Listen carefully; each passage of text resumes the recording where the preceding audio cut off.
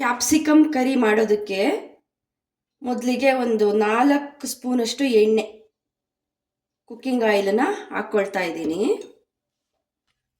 Oil ಬಿಸಿಯಾಗಿದೆ. ಈಗ ಚೂರು ಸಾಸಿವೆ ಹಾಕೋಣ. 1 ಸ್ಪೂನಷ್ಟು ಸಾಸಿವೆ ಹಾಕಿದ್ದೀನಿ. ಅದು ಸ್ವಲ್ಪ ಚಟ ಚಟ ಅನ್ನಬೇಕು. ಸಾಸಿವೆ ಚಟ ಚಟ ಅಂದಿದೆ. ಇವಾಗ ನಾವು 2 ಆನಿಯನನ್ನು ಕಟ್ ಮಾಡಿ ಇಟ್ಕೊಂಡಿದ್ದೀವಿ. ಇದರಲ್ಲಿ 1 ಆನಿಯನನ್ನು ಫ್ರೈ ಮಾಡೋದಕ್ಕೆ ಸೇರಿಸ್ಕೊತಾ ಇದ್ದೀನಿ.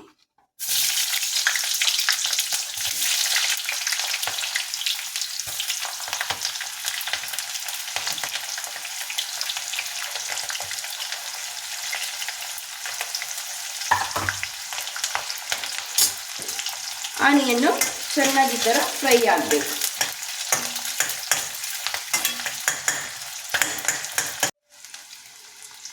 ಈ ಟೈಮಲ್ಲಿ ಸ್ವಲ್ಪ ಎರಡು ಒಟ್ಟಿಗೆ ಫ್ರೈ ಆಗಲಿ.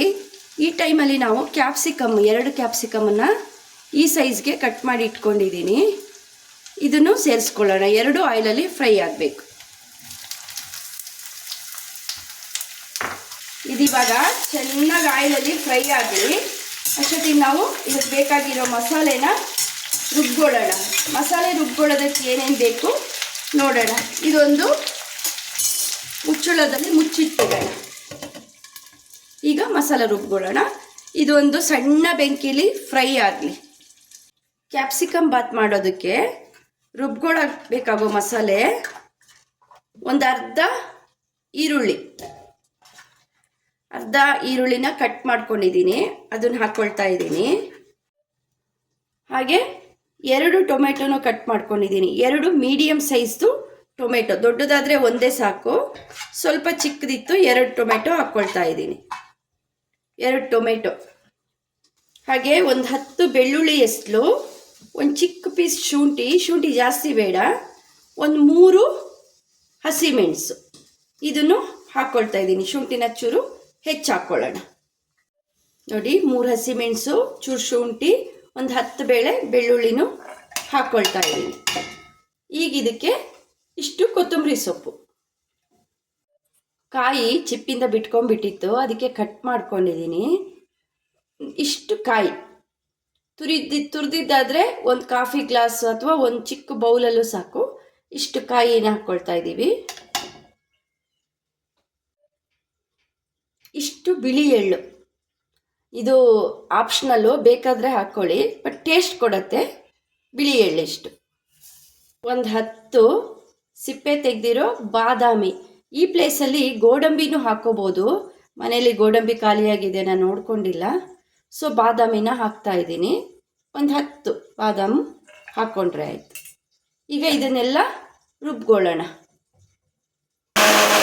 ಈಗ ಕ್ಯಾಪ್ಸಿಕಮ್ ಬೆಂದಿದೆ ನೋಡಿ. ಈ ಥರ ಎಣ್ಣೆಲೇ ಇದು ಫ್ರೈ ಆಗಬೇಕು. ರುಬ್ಕೊಂಡಿದ್ವಲ್ಲ, ಈ ಮಸಾಲೆನ ಸೇರಿಸೋಣ.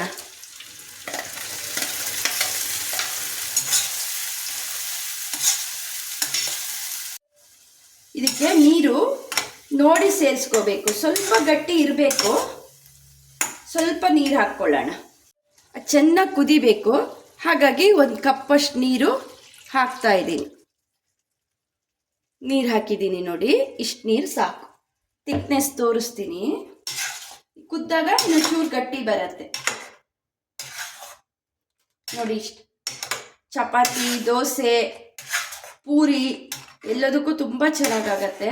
ನಾನೀಗ ದೋಸೆಗೆ ಮಾಡ್ಕೋತಾ ಇದ್ದೀನಿ ನೋಡಿ. ಒಂದು ಸಾಂಬಾರ್ ಥಿಕ್ನೆಸ್ಸಲ್ಲಿ ಇದೆ. ಸ್ವಲ್ಪ ಕುದ್ಮೇಲೆ ಇದು ಗೊಜ್ಜು ಥರ ಆಗತ್ತೆ. Capsicum curry. ಸ್ವಲ್ಪ ಅರಿಶಿಣ ಹಾಕಿದೆ ನೋಡಿ. ಇಷ್ಟು ಅರಿಶಿಣ ಹಾಕಿದ್ದೀನಿ. ಒಂದು ಸ್ವಲ್ಪ ಕಸ್ತೂರಿ ಮೇಥಿನ ಚೆನ್ನಾಗಿ ಹಿಂಗೆ ತಿಕ್ಬಿಟ್ಟು ಹಿಂಗೆ ಉದುರಿಸ್ಬಿಟ್ರೆ ಆಯಿತು. ಉಪ್ಪು ನೋಡಿ ಹಾಕ್ಕೊಳ್ಳಿ. ಮೊದಲಿಂದನೂ ಹಾಕಿಲ್ಲ ನಾವು. ಒಂದು 2 ಸ್ಪೂನು ಉಪ್ಪು. ಸಣ್ಣ ಉರಿಲಿ ಚೆನ್ನಾಗಿ ಒಂದ್ಸಲ ಕುದಿಬೇಕು ಇದು. ಅಗೇನ್ ಲಿಡ್ ಮುಚ್ಚಳ ಮುಚ್ಚಿಬಿಟ್ಟು ಇಡ್ತಾ ಇದ್ದೀವಿ. ನೋಡಿ ಚೆನ್ನಾಗಿ ಕುದ್ದು ಹಸಿ ವಾಸನೆ ಹೋಗಿದೆ. ಈ ಟೈಮಲ್ಲಿ ನಿಮ್ಮ ಮನೇಲಿ ಏನಾದರೂ ಬೆಣ್ಣೆ ಇದ್ದರೆ ನೋಡಿ ಇಷ್ಟು ಬೆಣ್ಣೆ ಹಾಕ್ಕೊಳ್ಳಿ.